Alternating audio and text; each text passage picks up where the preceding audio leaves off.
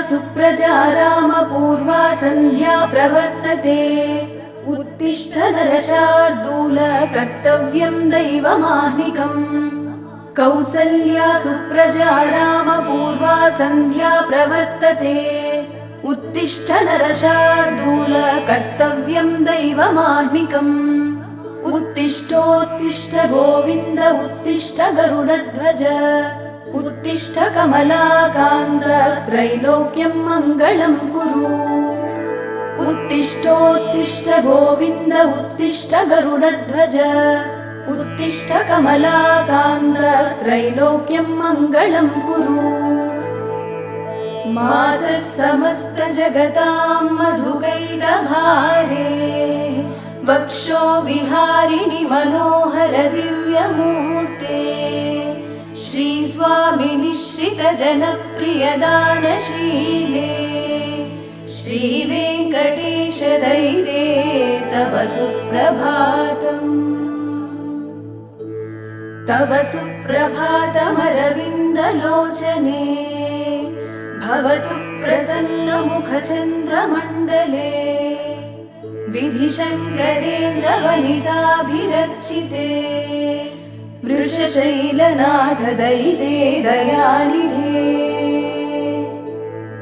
अत्र्यादिसप्तर्षयः समुपास्य सन्ध्याम्।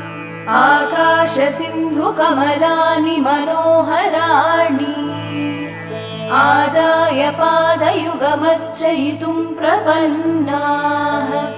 शेषाद्रिशेखर विभो तव सुप्रभातम्। पञ्चाननाब्ज भव षण्मुखवासवाद्याः। त्रैविक्रमादिचरितं विबुधास्तुवन्ति। भाषापतिः पठति वासरशुद्धिमारात्। शेषाद्रिशेखर विभो तव सुप्रभातम्।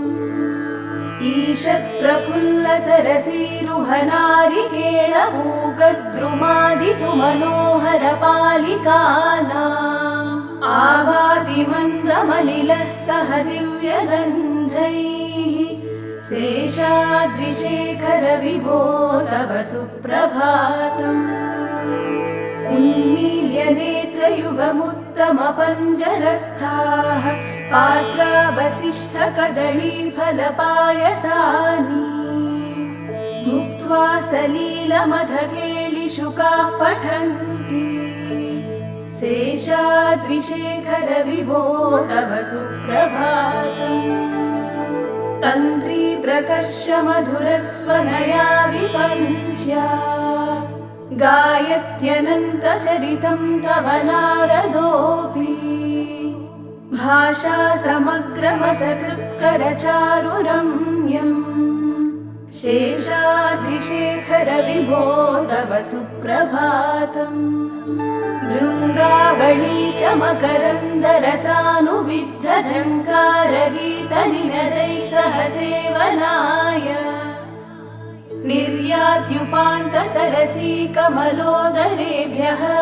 शेषाद्रिशेखर विभो तव सुप्रभातम्। योषागणेन वरदध्निविमध्यमाने। घोषालयेषु दधिमन्थन तीव्रघोषाः। रोषात् कलिं विदधते ककुभश्च कुम्भाः। शेषाद्रिशेखर विभो तव सुप्रभातम्। पद्मेशमित्रशतपत्रगताळिवर्गाः। हर्तुं श्रियं कुवलयस्य निजाङ्गलक्ष्म्या। भेरीनिनादमिव बिभ्रति तीव्रनादम्। शेषाद्रिशेखर विभो तव सुप्रभातम्। श्रीमन्नभीष्टवरदाखिललोकबन्धो। श्री श्रीनिवास जगदेकदयैकसिन्धो। श्रीदेवताग्रहभुजान्तर दिव्यमूर्ते। श्रीवेङ्कटाचलपते तव सुप्रभातम्। श्रीस्वामी पुष्करिणिकाप्लवनिर्मलाङ्गाः श्रेयोर्धिनो हरविरिञ्चि सनन्दनाद्याः द्वारे वसन्ति वरनेत्रहतोत्तमाङ्गाः श्रीवेङ्कटाचलपते तव सुप्रभातम्। श्रीशेषशैलगरुडाचलवेङ्कटाद्रिनारायणाद्रिवृषभाद्रिवृषाद्रिमुख्याम् आख्यां त्वदीयवसतेरनिशं वदन्ति श्रीवेङ्कटाचलपते तव सुप्रभातम्। सेवा परा शिव सुरेश कृशानुधर्म रक्षोऽम्बुनाथ पवमान धनाधिनाथाः बद्धाञ्जलि प्रविलसन्निज शीर्षदेशाः श्रीवेङ्कटाचलपते तव सुप्रभातम्। धाडीषु ते विहगराज मृगाधिराज नागाधिराज गजराज हयाधिराजाः स्वस्वाधिकारमहिमाधिकमर्दयन्ते श्रीवेङ्कटाचलपते तव सुप्रभातम्। सूर्येन्दुभौमबुधवाक्पतिकाव्यशौरि स्वर्भानुकेतुदिविषत्परिषत्प्रधानाः त्वद्दासदासचरमावधिदासदासाः श्रीवेङ्कटाचलपते तव सुप्रभातम्।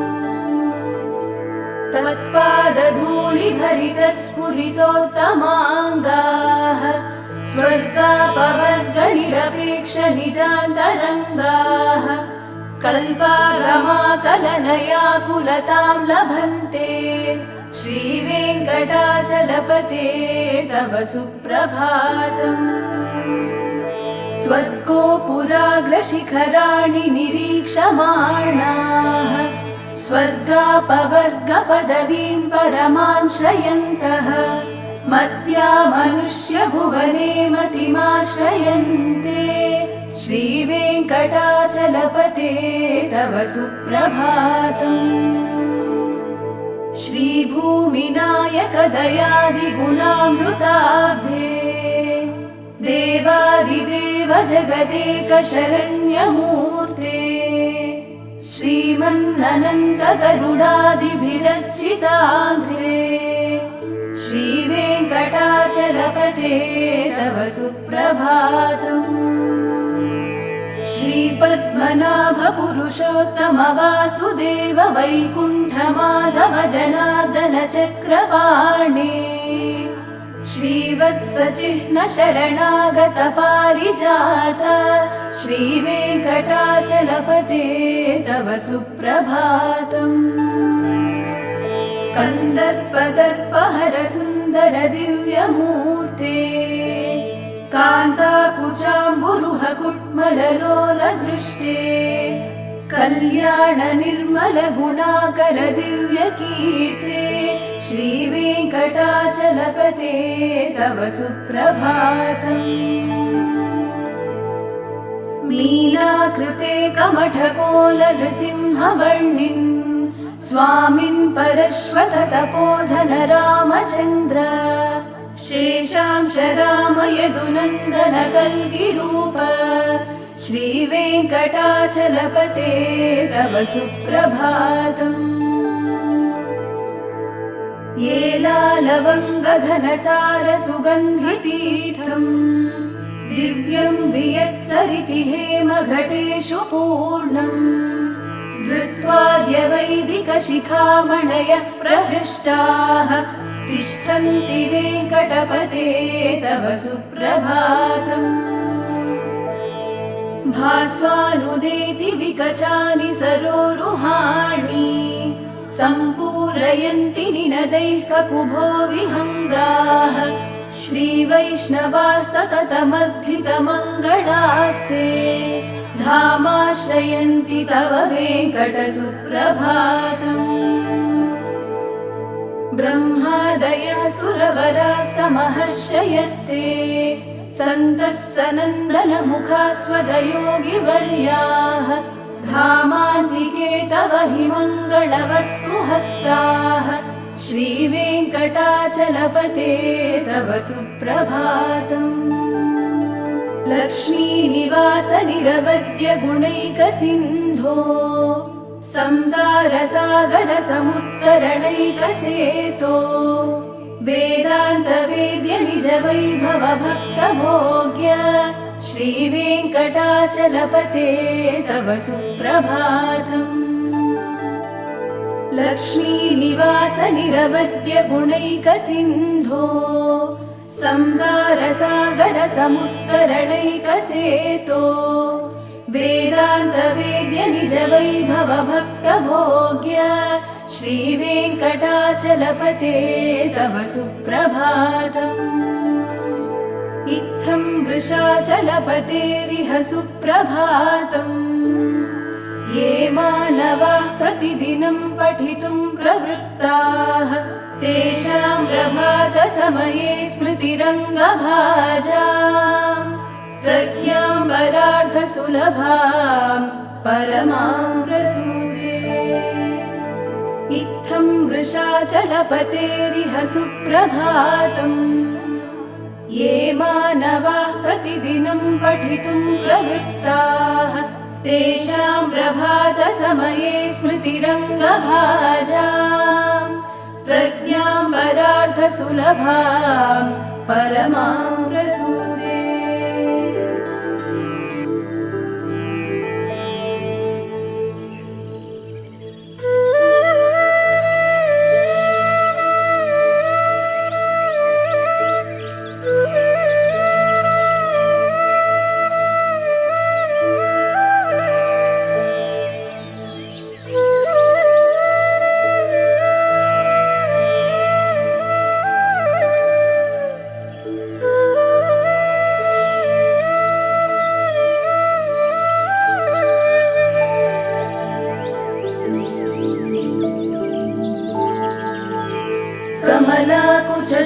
कमलाकुचूचुककुङ्कुमतो नियतारुणितातुलनीलतनो कमलायतलोचनलोकपते विजयी भव वेङ्कटशैलपते स चतुर्मुख षण्मुख पञ्चमुख प्रमुखाखिल दैवतमौलिमणे शरणागतवत्सल सारनिधे परिपालय मां वृषशैलपते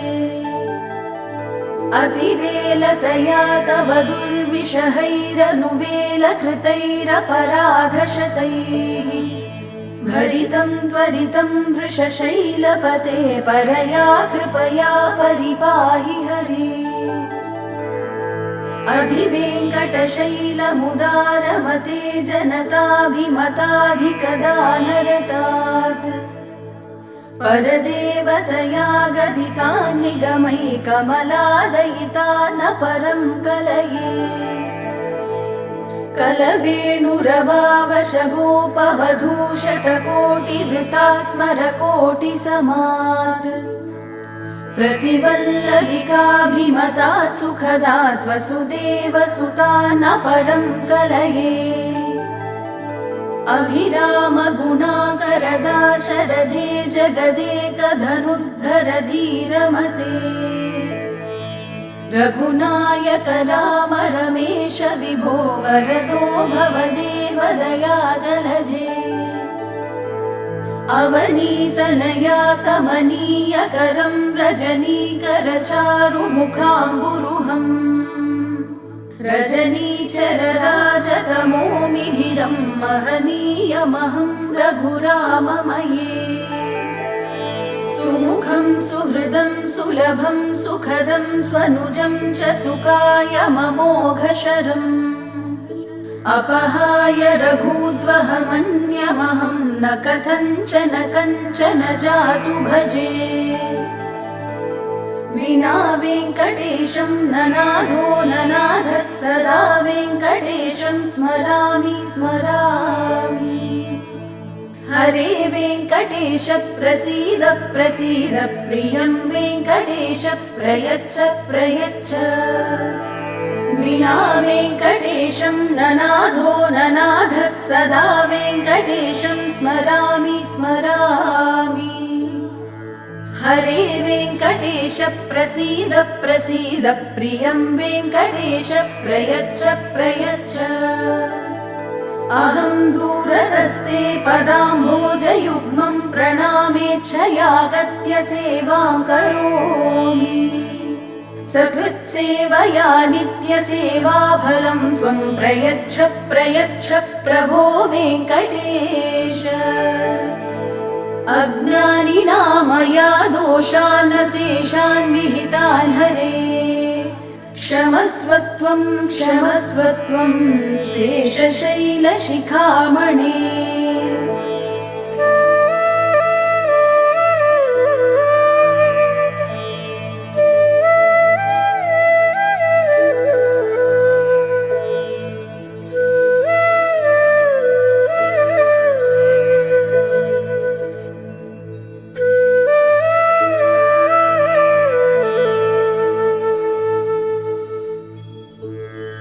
ईशानां जगतोऽस्य वेङ्कटपतेर्विष्णोः परां प्रेयसी तद्वक्षस्थलनित्यवासरसिकां तच्छान्तिसंवर्धिनी पद्मालङ्कृतपाणिपल्लवयुगां पद्मासनस्तां श्रियं वात्सल्यादिगुणोज्ज्वलां भगवतीं वन्दे जगन्मातरम्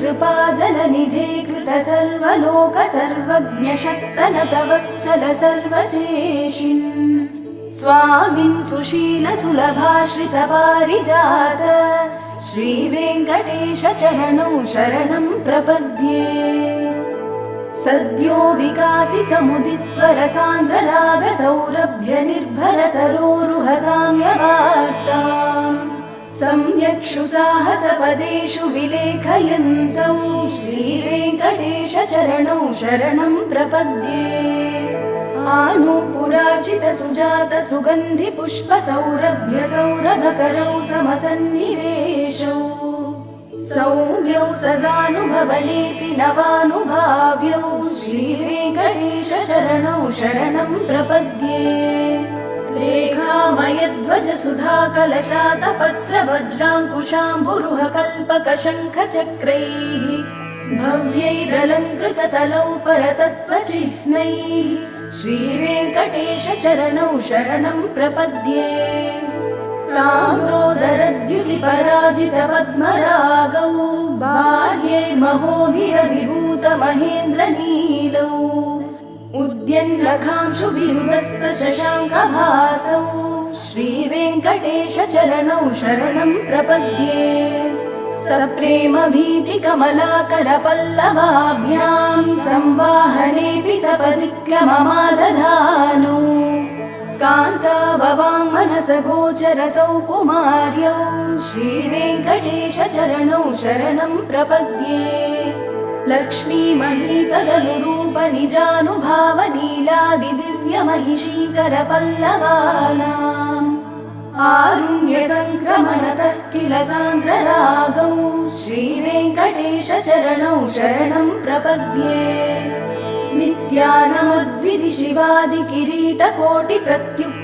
नित्यानमद्विधिशिवादिकिरीटकोटिप्रत्युक्तदीप्तनवरत्नमहः प्ररोहैः नीराजनाविधिमुदारमुपादधानौ श्रीवेङ्कटेश चरणौ शरणं प्रपद्ये विष्णो पदे परम इत्युदितप्रशंसौ यौ मध्वौत्स इति भोग्यतयाप्युपातौ भूयस्तदेति तव पाणितलौ प्रतिष्ठौ श्रीवेङ्कटेश चरणौ शरणं प्रपद्ये पार्थाय तत्सदृशसारथिना त्वयैव यौ दर्शितौ स्वचरणौ शरणं व्रजेति भूयोऽपि मह्यमिहतौ करदर्शितौ ते श्रीवेङ्कटेश चरणौ शरणं प्रपद्ये मन्मूर्ध्निकाळियफणे विकटाटवीषु श्रीवेङ्कटाद्रिशिखरे शिरसि श्रुतीनाम् चित्तेऽप्यनन्यमनसां सममाहितौ ते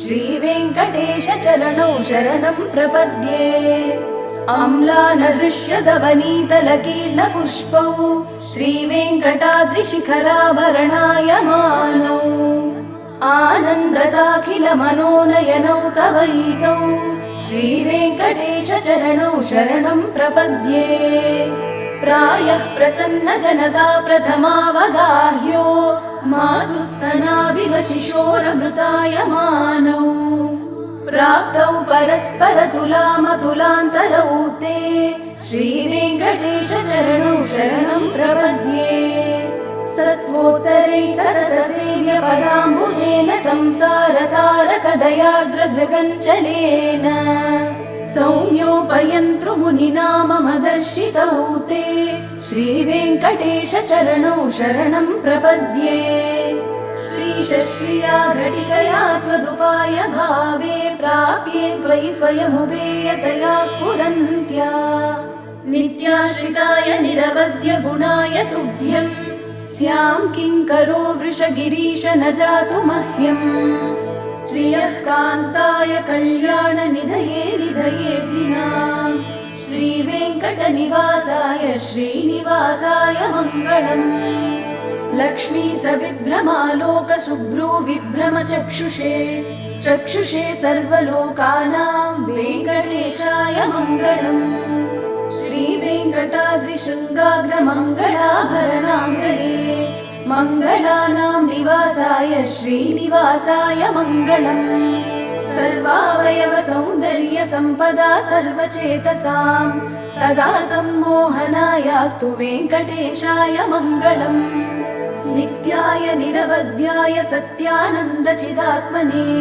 सर्वान्तरात्मने श्रीमद्वेङ्कटेशाय मङ्गलम् स्वतः सर्वविदे सर्वशक्तये सर्वशेषिणे सुलभाय सुशीलाय वेङ्कटेशाय मङ्गलम् परस्मै ब्रह्मणे पूर्णकामाय परमात्मने प्रयुञ्जे परतत्त्वाय वेङ्कटेशाय मङ्गलम् आकालतत्त्वमश्रान्तमात्मनामनुपश्यताम् अतृप्तामृतरूपाय वेङ्कटेशाय मङ्गलम् प्रायस्वचरणौ पुंसां शरण्यत्वेन पाणिना कृपया दिशते श्रीमद्वेङ्कटेशाय मङ्गलम् दयामृततरङ्गिण्यास्तरङ्गैरिव शीतलैः अपाङ्गैः सिञ्चते विश्वं वेङ्कटेशाय मङ्गलम् स्रग्भूषाम्बरहेतीनां सुषमावहमूर्तये सर्वार्तिशमनायास्तु वेङ्कटेशाय मङ्गलम् श्रीवैकुण्ठविरक्ताय स्वामि पुष्करिणीतटे रमया रममाणाय वेङ्कटेशाय मङ्गलम् श्रीवैकुण्ठविरक्ताय स्वामि पुष्करिणीतटे रमया रममाणाय वेङ्कटेशाय मङ्गलम् श्रीमत्सुन्दरजामात्रमुनिमानसवासिने सर्वलोकनिवासाय श्रीनिवासाय मङ्गलम् मङ्गलाशासनपरैर्मदाचार्य पुरोगमैः सर्वैश्च पूर्वैराचार्यैः सत्कृतायास्तु मङ्गलम्।